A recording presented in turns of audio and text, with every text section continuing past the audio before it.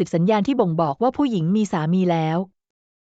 วพร้อมจะมอบกายถวายใจให้คุณเมื่อสตรีที่ใช้ชีวิตในสถานะภรรยาได้เริ่มต้นมีความรู้สึกหวั่นไหวกับชายอื่นที่ไม่ใช่คู่ชีวิตของตนเองพฤติกรรมสายตาและความรู้สึกทั้งหมดของเธอก็จะเริ่มเปลี่ยนแปลงไปในทิศทางที่พิเศษอย่างเห็นได้ชัดแตกต่างจากผู้หญิงโสดที่สามารถแสดงความสนใจหรือโปรยเสน่ห์ได้อย่างตรงไปตรงมาผู้หญิงที่แต่งงานแล้วมักจะซ่อนเร้นความรู้สึกที่แท้จริงของตนเองไว้ภายใต้เปลือกนอกของความสุขุมการวางตัวที่เหมาะสมและความพอดีแต่หากคุณเป็นคนช่างสังเกตและมีความละเอียดอ่อนพอคุณจะสัมผัสได้ถึงสัญญาณที่ชัดเจนอย่างยิ่งจากเธอเหมือนเป็นสารเงียบๆที่บอกว่าหัวใจของเธอกำลังสั่นคลอนเรียกร้องและพร้อมที่จะมอบทุกสิ่งให้แก่คุณหากคุณเข้าใจและตอบสนองได้อย่างถูกจังหวะบทความนี้จะวิเคราะห์เจาะลึกถึง10 สัญญาณสำคัญที่แสดงให้เห็นว่าผู้หญิงมีสามีแล้วกำลังเอ็นเอียงมาทางคุณไม่ใช่แค่ความรู้สึกแต่รวมถึงความปรารถนา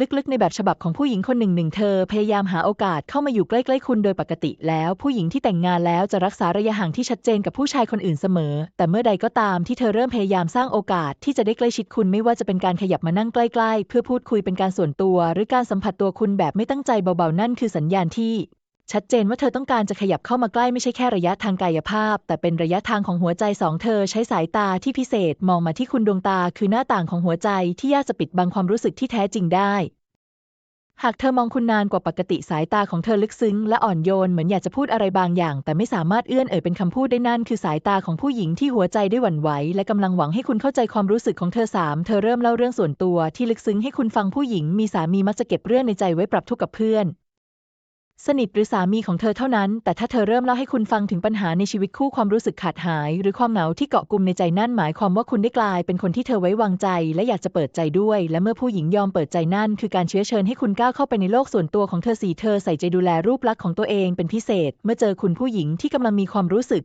พิเศษกับใครบางคนย่อมอยากจะดูดีที่สุดในสายตาของคนคนนั้นหากเธอเลือกใส่ชุดเดรสที่ดูอ่อนหวานจัดแต่งทรงผมอย่างดีหรือใช้น้ำหอมกลิ่นอ่อนๆทุกครั้งที่นัดเจอคุณนั่นไม่ใช่แค่การดูแลตัวเองตามปกติแต่เป็นวิธีการโปรยเสน่ห์อย่างแนบเนียนเธอชมคุณอย่างมีนัยยะคำชมจากผู้หญิงไม่ได้เป็นเพียงแค่มารยาททางสังคมธรรมดาหากเธอชมว่าคุณเป็นผู้ใหญ่พึ่งพาได้คุณเป็นคนเข้าใจจิตใจคนอื่นหรือกระทั่งพูดเปรยๆว่าถ้าสามีของฉันเป็นได้อย่างคุณก็คงจะดีนั่นคือคำพูดที่แฝงในของกาและเปรียบเทียบและในใจของเธอก็เริ่มมีที่ว่างสำหรับคุณและเธอสร้างสถานการณ์ให้เกิดการสัมผัสเบาๆไม่ใช่การกอดหรือการจับมืออย่างจงแจ้งแต่เป็นการแตะไหล่เบาๆเวลาหัวเราะกันที่มือเผลอไปโดนกันตอนส่งของหรือจังหวะที่จงใจยืนใกล้คุณมากกว่าปกติสิ่งเหล่านี้คือสัญญาณที่ไร้คำพูดแต่เปี่ยมไปด้วยความปรารถนาที่จะได้ใกล้ชิดได้สัมผัสและได้รับการใส่ใจเธอแอบหึงหวงเมื่อคุณสนิทกับผู้หญิงคนอื่นแม้เธอจะไม่ได้พูดออกมาแต่หากคุณสังเกตเห็นแววตาของเธอที่เปลี่ยนไปเมื่อคุณหัวเราะหรือชมผู้หญิงคนอื่นถ้าเธอเริ่มเย็นชาเงียบขรึมลงหรือค่อยๆปลีกตัวออกไปนั่นคือปฏิกิริยาของหัวใจที่กำลังเจ็บปวดเพราะไม่ต้องการให้ความสนใจของคุณถูกแบ่งปันไปให้ใครเธอมักจะถามคำถามที่เหมือนเป็นการหยั่งเชิงความรู้สึกตัวอย่างเช่นคุณเชื่อในความรักหลังแต่งงานไหมถ้าเป็นคุณจะรักผู้หญิงที่แต่งงานแล้วได้ไหมหรือในสายตาคุณฉันเป็นคนยังไงคำถามที่ดูเหมือนไม่มีอะไรเหล่านี้แท้จริงแล้วคือการทดสอบคือบทนำของการเดินทางทางความรู้สึกที่เธอหวังให้คุณก้าวเดินไปพร้อมกันเธอพูดถึงความเหงาในชีวิตคู่บ่อยขึ้นเมื่อผู้หญิงไม่พอใจกับชีวิตที่เป็นอยู่เธอจะเผลอระบายความรู้สึกว่างเปล่านั้นออกมากับคนที่เธอไว้ใจและหากคุณคือคนที่ได้รับฟังและได้เห็นช่วงเวลาที่เงียบเหงาเหล่านั้นคุณก็ได้ก้าวเข้าไปในพื้นที่ทางอารมณ์ที่เธอไม่ต้องการให้ใครคนอื่นได้สัมผัสแล้วเธอนิ่งเงียบแต่ไม่ยอมไปไหนมีบางครั้งที่เธอไม่พูดอะไรไม่ทำอะไรเพียงแค่นั่งอยู่ตรงนั้นมองคุณฟังคุณพูดแต่สายตาของเธอกลับเหมือนกำลังเหนี่ยวรั้งคุณไว้เมื่อผู้หญิงต้องการจะมอบกายถวายใจอย่างแท้จริงพวกเขาไม่จำเป็นต้องใช้คำพูดแค่การมีอยู่ของเธอก็เพียงพอที่จะทำให้คุณรู้สึกได้ว่าหัวใจของเธอได้มาอยู่ตรงนี้อยู่ใกล้ๆคุณและไม่คิดจะจากไปไหนผู้หญิงมีสามีที่พร้อมจะมอบกายถวายใจให้ใครสักคนจะไม่พูดออกมาตรงๆและไม่แสดงออกอย่างหุนหันพลันแล่นทุกอย่างจะถูกซ่อนไว้ในสัญญาณเล็กๆน้อยๆพฤติกรรมที่นุ่มนวลสายตาที่ลึกซึ้งและความเงียบที่เต็มไปด้วยความหมายหากคุณสัมผัสได้ถึง10 สัญญาณข้างต้นนั่นหมายความว่าคุณกำลังยืนอยู่หน้าประตูบานหนึ่งที่ถูกเปิดออกโดยความรู้สึกและรอเพียงแค่ให้คุณก้าวเข้าไปแต่การจะก้าวผ่านประตูบานนั้นไปได้ต้องอาศัยทั้งความละเอียดอ่อนความรับผิดชอบและความกล้าหาญที่จะไม่ทำร้ายผู้หญิงที่กำลังมอบความรักให้คุณด้วยความปรารถนาเงียบๆทั้งหมดที่เธอมีเพราะเมื่อใดที่ผู้หญิงพร้อมจะมอบให้นั่นไม่ใช่แค่ร่างกายแต่คือการเดิมพันด้วยจิตวิญญาณทั้งหมดของเธอกับคนที่เธอเชื่อว่าคู่ควรและหากคุณไม่เห็นค่าของสิ่งนั้นก็อย่าก้าวเข้าไปเลยจะดีกว่าเพราะเบื้องหลังการยอมมอบทุกสิ่งนั้นคือหัวใจที่เคยร้าวฉานและพร้อมจะแตกสลายได้ทุกเมื่อผู้หญิงมีสามีแล้วจงใจเผยเรือนร่างบางส่วนให้คุณเห็น เธอพร้อมจะยอมคุณแล้วในโลกแห่งความรู้สึกที่ซับซ้อนและละเอียดอ่อนของผู้หญิงโดยเฉพาะผู้หญิงที่ผ่านการมีครอบครัวมาแล้วมีสัญญาณบางอย่างที่ไม่เคยถูกแสดงออกอย่างจงแจ้งแต่กลับมีน้ำหนักอย่างยิ่งในเชิงอารมณ์และจิตวิทยาเมื่อสตรีที่แต่งงานมีมีเรือนแล้วกลับจงใจหรือเผลอเผยเรือนร่างบางส่วนให้คุณเห็นนั่นไม่ใช่แค่ความไม่ระวังตัวหรือช่วงเวลาที่ขาดความยับยั้งชั่งใจแต่เบื้องหลังการกระทำนั้นอาจเป็นพื้นที่ของความรู้สึกที่ถูกเก็บกดจิตใจที่โหยหาการเอาใจใส่หรือที่ร้ายแรงกว่านั้นคือหัวใจที่เริ่มเอ็นเอียงไงปหาทิศทางอื่นแล้วประโยคที่ว่าเมื่อผู้หญิงมีสามีแล้วจงใจเผยเรือนร่างบางส่วนให้คุณเห็นเธอพร้อมจะยอมคุณแล้วไม่ใช่แค่การตีความที่อาจหารแต่เป็นการเปิดประเด็นที่แฝงในลึกซึ้งเกี่ยวกับการเปลี่ยนแปลงทางจิตใจที่พิเศษอย่างยิ่งของผู้หญิงเมื่อหัวใจของเธอเริ่มเสียจังหวะก่อนอื่นเราต้องยอมรับตามความเป็นจริงว่าผู้หญิงมีสามีมักจะระมัดระวังอย่างยิ่งในการแต่งตัวและการวางตัวโดยเฉพาะกับผู้ชายคนอื่นพวกเธอรู้ดีว่าขอบเขตของความเหมาะสมอยู่ตรงไหนและระยะห่างที่ต้องรักษาไว้เพื่อไม่ให้เกิดความเข้าใจผิดคือเท่าใดแต่เมื่อใดก็ตามที่ผู้หญิงมีสามีจงใจเผยส่วนที่เย้าบนร่างกายให้คุณเห็นโดยเฉพาะบริเวณอย่างไหล่เนียนลำคอช่วงอกหรือเรียวขานั่นไม่ใช่เรื่องบังเอิญอีกต่อไปแต่มันสะท้อนสภาวะทางจิตใจที่ก้าวข้ามกำแพงของการป้องกันตัวเองและเปลี่ยนมาเป็นการจงใจเปิดเผยแม้จะเป็นเพียงการใช้สายตาท่าทางหรือการจัดวางท่าทางก็ตามการเผยในที่นี้ไม่จำเป็นต้องเป็นการเปิดเผยที่จงแจ้งบางครั้งอาจเป็นแค่การที่เธอเลือกใส่ชุดที่เปิดไหล่เล็กน้อยเมื่อมาพบคุณการเสยผมอย่างมีจริตเพื่อโชว์ใบหูและลำคอการก้มตัวลงเพื่อให้คุณเผลอเห็นช่วงคอเสื้อหรือการนั่งไขว่ห้างแล้วหันมาในทิศทางของคุณจนคุณไม่อาจละสายตาได้ทั้งหมดนี้ล้วนเป๊ะณความตั้งใจที่แสนแนบเนียนเป็นเสียงเรียกร้องเงียบๆที่เธอไม่กล้าพูดออกมาสิ่งที่พิเศษคือหากผู้หญิงมีสามีไม่ได้มีความรู้สึกหรือความหวั่นไหวใดๆกับคุณพวกเธอจะสงวนท่าทีอย่างยิ่งจะไม่ยอมแบ่งปันความงามส่วนตัวให้ชายใดที่ไม่ใช่สามีของตนเองได้เห็นดังนั้นเมื่อเธอให้คุณได้เห็นเรือนร่างส่วนตัวในลักษณะที่มีนัยยะเช่นนี้อาจตีความได้ว่านั่นคือการแสดงออกถึงความไว้วางใจอย่างที่สุดหรือเป็นสัญญาณเงียบๆว่าเธอกำลังทลายกำแพงระหว่างคุณกับเธอลงแล้วพฤติกรรมการเปิดเผยร่างกายของผู้หญิงมีสามีไม่ได้เกี่ยวข้องกับเรือองค์กายภาพเท่านั้นแต่ยังเป็นเรื่องของจิตใจด้วยเมื่อผู้หญิงคนหนึ่งกล้าที่จะให้คุณก้าวล้ำเข้ามาในพื้นที่ส่วนตัวของเธอนั่นหมายความว่าในใจของเธอคุณได้อยู่ในตำแหน่งที่พิเศษแล้วอาจเป็นเพราะคุณทำให้เธอรู้สึกปลอดภัยเข้าใจหรือปลุกเร้าความรู้สึกที่หลับไหลมานานให้ตื่นขึ้นเธอไม่ได้พูดออกมาแต่การกระทำนะนอคือวิธีสื่อสารว่าเธอพร้อมจะเปิดใจพร้อมจะมอบความรู้สึกหรือแม้กระทั่งร่างกายหากคุณละเอียดอ่อนพอที่จะรับรู้และก้าวเข้าไปหาในความเป็นจริงผู้หญิงหลายคนเคยยอมรับว่าพวกเธอจะไม่แต่งตัวเซ็กซี่ต่อหน้าคนที่ไม่ทำให้ใจสั่นแต่กับคนที่มีความรู้สึกพิเศษด้วยพวกเธออยากจะดูสวยที่สุดมีเสน่ห์ที่สุดอยากให้คนคนนั้นมองเห็นและจดจำนั่นคือสัญชาตญาณของผู้หญิงเมื่อหัวใจเริ่มเต้นผิดจังหวะการยอมในเชิงจิตวิทยาของผู้หญิงไม่ได้เกิดขึ้นในชั่ววูบแต่เป็นกระบวนการสะสมของความรู้สึกความปรารถนาและท้ายที่สุดคือการแสดออกที่อยู่เหนือเหตุผลและต้องเข้าใจว่าการยอมในที่นี้ไม่ใช่แค่ความใกล้ชิดทางกายแต่คือการเปิดใจคือการที่เธอยอมให้คุณก้าวเข้าไปในโลกส่วนตัวที่ก่อนหน้านี้มีเพียงสามีของเธอเท่านั้นที่ได้อยู่ตรงนั้นมันคือโลกของความเชื่อใจความรู้สึกความงดงามและความปรารถนาในแบบผู้หญิงและวินาทีที่เธอเผยเรือนร่างบางสะวนต่อหน้าคุณโดยไม่มีความเขินอายหรือปิดบังก็คือวินาทีเดียวกับที่จิตใจของเธอได้เปิดประตูต้อนรับคุณแล้วในเรื่องของความรักการจงใจเปิดเผยร่างกายไม่เคยเป็นการกระทำที่ไร้ความหมายโดยเฉพาะในผู้หญิงที่แต่งงานแล้วมันคือสัญญาณที่เงียบงันแต่ทรงพลังคือเสียงกระซิบที่ไม่ได้เปล่งออกมาคือการแสดงออกของหัวใจที่กำลังเปลี่ยนทิศทางและในความสัมพันธ์ที่เต็มไปด้วยการต่อสู้ระหว่างเหตุผลและหัวใจนี้สิ่งที่คุณต้องทำไม่ใช่การผลีผลามแต่คือความละเอียดอ่อนที่จะเข้าใจว่าผู้หญิงตรงหน้าคุณกำลังใช้ความจริงใจอย่างที่สุดบางอย่างที่สุดและปรารถนาที่จะได้รับความรักอย่างถูกวิธีที่สุดเพราะหากคุณมองเธอด้วยสายตาของความใคร่คุณก็จะเป็นแค่คนที่ผ่านเข้ามาแล้วผ่านไปแต่หากมองเธอด้วยหัวใจคุณอาจเป็นคนเดียวที่เธอเฝ้าเลือกในใจมาตลอดเพื่อจะมอบทุกสิ่งให้ก็เป็นได้5 กลเม็ดพิชิตใจผู้หญิงมีสามีคนส่วนใหญ่มาคิดว่าผู้หญิงที่แต่งงานนั่นแล้วจะใช้ชีวิตอย่างสงบสุขในอ้อมแขนของครอบครัวอุทิศตนให้กับบทบาทภรรยาและแม่แต่ในความเป็นจริงผู้หญิงจำนวนไม่น้อยกลับถลำลึกลงไปในวังวนของความสัมพันธ์นอกสมรสโดยไม่สนใจศีลธรรมและผลลัพธ์ที่อาจตามมาอะไรที่ทำให้ภรรยาที่แสนดีและแม่ที่ทุ่มเทกลับสูญเสียเหตุผลไปกับการหว่านล้อมของผู้ชายคนอื่นหรือเป็นเพราะกลเม็ดที่แยบยลและเข้าถึงหลักจิตวิทยาได้สัมผัสเข้ากับหัวใจที่สั่นคลอนและทำให้เหตุผลของพวกเธอมืดบอดบทความนี้ไม่ได้มีเจตนาส่งเสริมพฤติกรรมที่ผิดแต่เป็นการวิเคราะห์เจาะลึกถึงจิตวิทยาของผู้หญิงในชีวิตสมรสและวิธีที่กลอุบายอันแยบยลสามารถเข้าถึงจุดที่อ่อนไหวที่สุดในใจของพวกเธอได้เพื่อให้แต่ละคนได้หันกลับมาทบทวนตัวเองและปกป้องคุณค่าของชีวิตคู่ผู้หญิงมีสามีแล้วดูเหมือนจะยากที่จะหวั่นไหวกับบุคคลที่3แต่ความเป็นจริงกลับชี้ว่าพวกเธอเป็นกลุ่มที่อ่อนไหวได้ง่ายหากชีวิตคู่กำลังมีรอยร้าวหากพวกเธอรู้สึกเหงาขาดความรักหรือไม่ได้รับการรับฟังนั่นคือช่วงเวลาที่กลเม็ดอันแยบยลซึ่งซ่อนอยู่ภายใต้ท่าทีที่ดูไว เมื่อมีพิษมีภัยกลับกลายเป็นคมหอกที่ทลายเกราะป้องกันความซื่อสัตย์ที่ผู้หญิงพยายามรักษาไว้กลเม็ดที่หนึ่งรับฟังอย่างตั้งใจจริงผู้หญิงที่แต่งงานแล้วและต้องเผชิญกับภาระในครอบครัวอาจคุ้นชินกับความเฉยเมยหรือคำพูดประโชคโคกฮากจากคู่ชีวิตของตนในช่วงเวลานั้นชายใดก็ตามที่รู้จักรับฟังปล่อยให้เธอได้พูดได้ระบายความรู้สึกโดยไม่ขัดจังหวะหรือตัดสินจะกลายเป็นที่หลบภัยทางอารมณ์ที่ล้ำค่าอย่างยิ่งเขาไม่จำเป็นต้องพูดอะไรมากแค่มองตรงเข้าไปในดวงตาของเธอในขณะที่เธอพูดพยักหน้าเมื่อถึงจังหวะที่ควรและตั้งคำถามเล็กๆน้อยๆเพื่อให้เธอรู้สึกว่าได้รับความใส่ใจอย่างแท้จริงผู้หญิงอาจไม่เชื่อง่ายแต่จะใจอ่อนได้ง่ายมากเมื่อสัมผัสได้ถึงการรับฟังจากหัวใจสิ่งที่สามีของเธอเองอาจหลงลืมไปนานแล้วกลเม็ดที่สองชมให้ถูกที่ถูกเวลาการชมผู้หญิงมีสามีไม่ใช่แค่ศิลปะแต่ยังเป็นการคำนวณที่แยบยลไม่จำเป็นต้องใช้คำชมที่เลิศเล่อหรือเลื่อนลอยแค่คำพูดเบาๆอย่างรอยยิ้มของคุณสวยจังเลยนะครับหรือแต่งตัวแบบนี้ดูเด็กลงไปเป็น10 ปีเลยนะก็เพียงพอที่จะทำให้หัวใจของเธอสั่นไหวได้โดยเฉพาะอย่างยิ่งเมื่อคำชมนั้นเกิดขึ้นในตอนที่เธอกำลังรู้สึกไม่มั่นใจเหนื่อยล้าหรือเพิ่งถูกสามีละเลยมันจะกลายเป็นยาชูกำลังใจที่หอมหวานผู้หญิงไม่ใช่ทุกคนที่ต้องการของขวัญราคาแพงบางครั้งแค่คำพูดไม่กี่คำที่ถูกใจก็ทำให้เธอเก็บไปคิดได้ทั้งคืนกลเม็ดที่3ปรากฏตัวในเวลาที่เธออ่อนแอที่สุดผู้ชายที่ฉลาดจะไม่รีบร้อนแสดงออกแต่จะเฝ้าสังเกตการอย่างเงียบๆและรอจังหวะที่เหมาะสมที่สุดที่ผู้หญิงคนนั้นรู้สึกเคว้งคว้างที่สุดเพื่อก้าวเข้าไปอาจจะเป็นช่วงหลังทะเลาะกับสามีหลังจากเธอจับได้ว่าถูกเนาอกใจหรือในช่วงที่ความสัมพันธ์ในชีวิตคู่จืดจางจนรู้สึกว่างเปล่าในตอนนั้นข้อความสั้นๆที่ถามว่าคุณโอเคไหมหรือการโทรไปตอนดึกแค่เพื่อรับฟังเสียงร้องไห้ของเธออาจกลายเป็นจุดเปลี่ยนที่ทำให้หัวใจของเธอไม่อาจต้านทานได้อีกต่อไป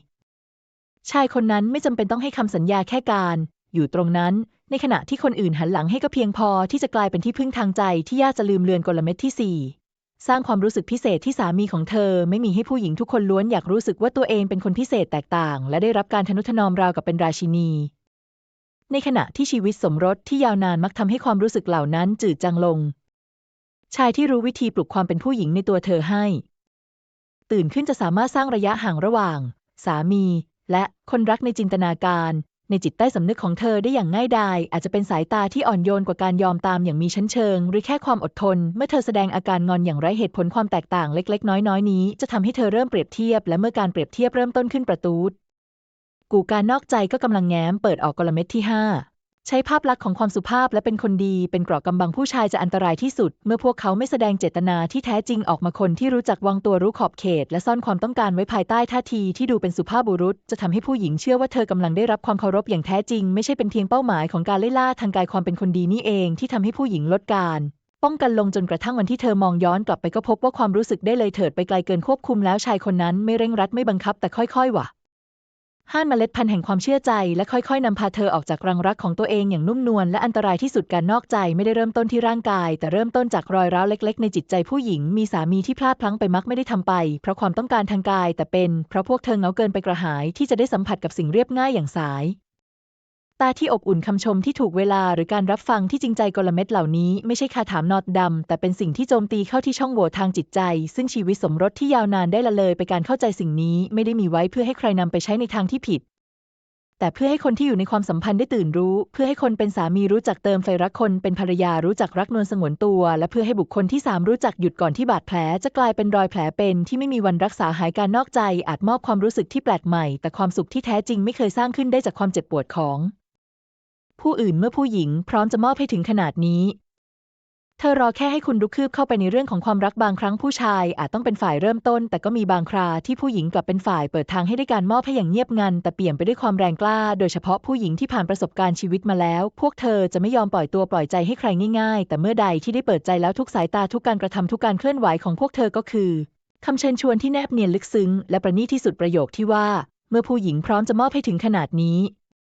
เธอรอแค่ให้คุณลุกคืบเข้าไปไม่ใช่แค่คำพูดยั่วยุทางกายแต่เป็นคำเปรียบเปรยที่อธิบายถึงสภาวะทางอารมณ์และจิตใจของผู้หญิงที่ได้เปิดประตูหัวใจออกจนสุดพร้อมที่จะก้าวเข้าสู่ความสัมพันธ์ที่เต็มไปด้วยความหลงไหลและการเชื่อมต่อถึงกันหากมองให้ลึกลงไปเราจะเข้าใจว่าการมอบให้ในที่นี้ไม่ใช่แค่ร่างกายแต่คือจิตวิญญาณความไว้วางใจและความปรารถนาที่จะได้รับความรักที่เธอฝากไว้ที่คุณเมื่อผู้หญิงคนหนึ่งเลือกที่จะมอบให้นั่นไม่ใช่เรื่องบังเอิญหรืออารมณ์ชั่ววูบผู้หญิงแตกต่างจากผู้ชายตรงที่พวกเธอรักด้วยความรู้สึกพวกเธอจะเลือกผู้ชายที่ทำให้รู้สึกปลอดภัยอบอุ่นและได้รับเกียรติเมื่อผู้หญิงกล้าที่จะเปิดเผยสิ่งที่อยู่ลึกที่สุดในใจเมื่อเธอไม่เก็บงำความเงียบสงัดไว้กับตัวเองอีกต่อไปแต่พร้อมจะแบ่งปันเรื่องราวส่วนตัวที่สุดให้คุณ ฟังนั่นคือการมอบให้ด้วยหัวใจทั้งหมดและเมื่อเธอทำเช่นนั้นคุณก็ไม่ใช่คนนอกอีกต่อไปคุณได้รับอนุญาตให้ก้าวเข้าไปในพื้นที่ที่ศักดิ์สิทธิ์และเป็นส่วนตัวที่สุดซึ่งเธอเก็บไว้สำหรับคนพิเศษเท่านั้นคุณอาจไม่รู้ตัวแต่เมื่อผู้หญิงรักใครสักคนพวกเธอมีวิธีแสดงออกที่พิเศษมากพวกเธออาจไม่พูดตรงๆว่าฉันรักคุณหรือฉันต้องการคุณแต่จะปล่อยให้คุณสัมผัสได้ผ่านการแตะมือที่แผ่วเบาผ่านสายตาที่เปี่ยมด้วยความรักและความไว้วางใจผ่านน้ำเสียงที่อ่อนโยน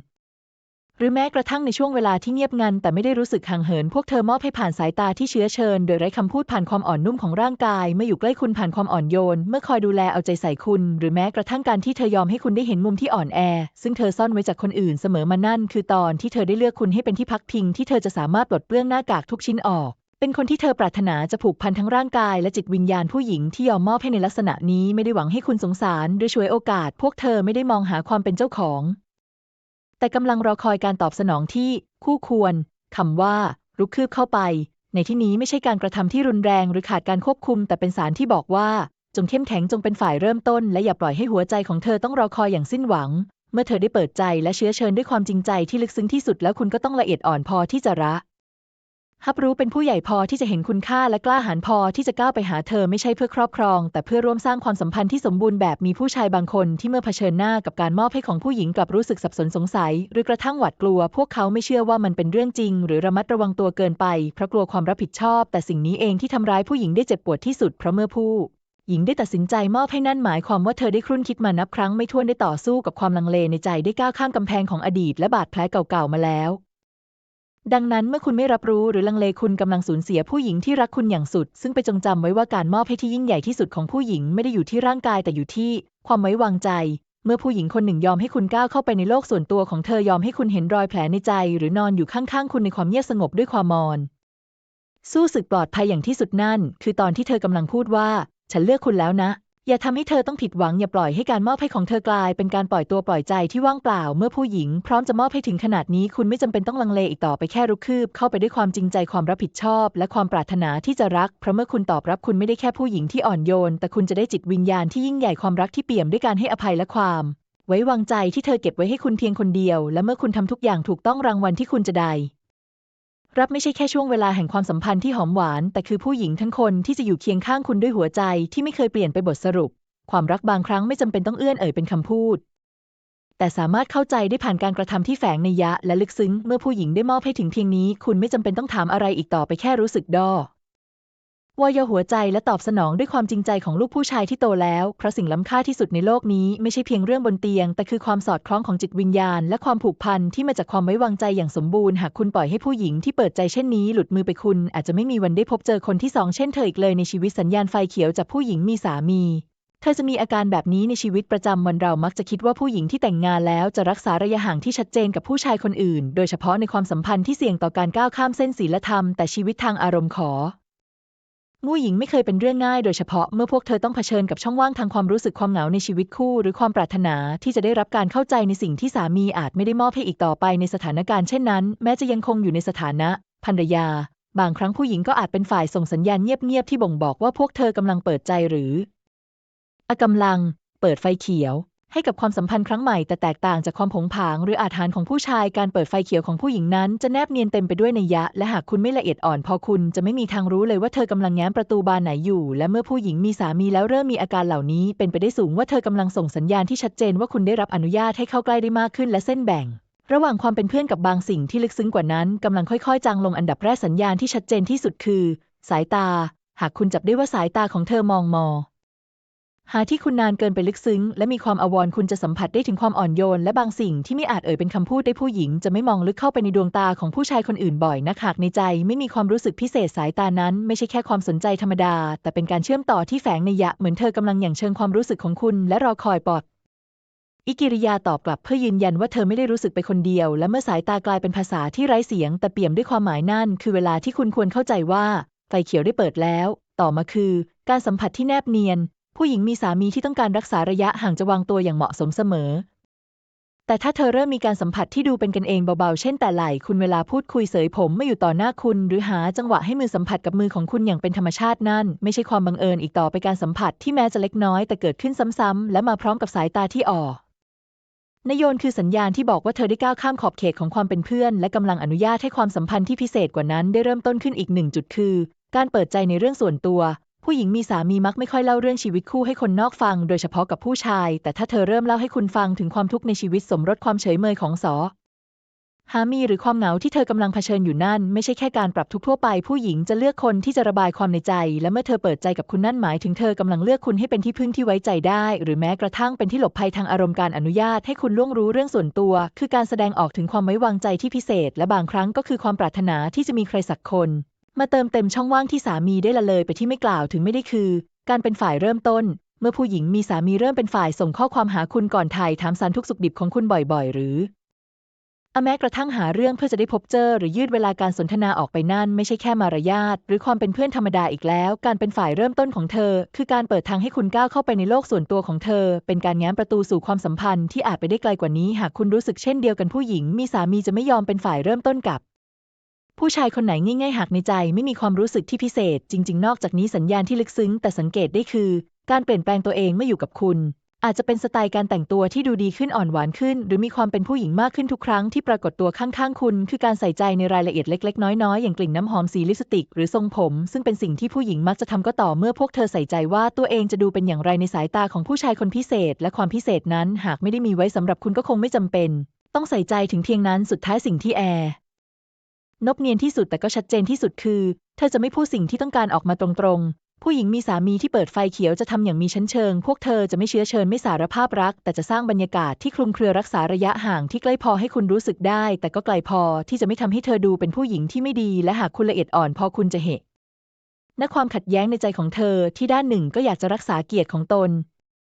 แต่อีกด้านก็ปรารถนาที่จะได้รักอีกสักครั้งโดยสรุปเมื่อผู้หญิงมีสามีแสดงออกถึงอาการพิเศษเหล่านี้ไม่ว่าจะเป็นสายตาที่จับจ้องการเป็นฝ่ายเริ่มต้นที่ผิดปกติการสัมผัสที่คลุมเครือการแบ่งปันเรื่องราวในใจและการเปลี่ยนแปลงรูปลักษณ์อย่างมีนัยยะเป็นไปได้อย่างยิ่งว่าเธอกำลังส่งสัญญาณว่าคุณคือคนที่เธออนุญาตให้เข้าใกล้แต่จงจำไว้ว่าการเข้า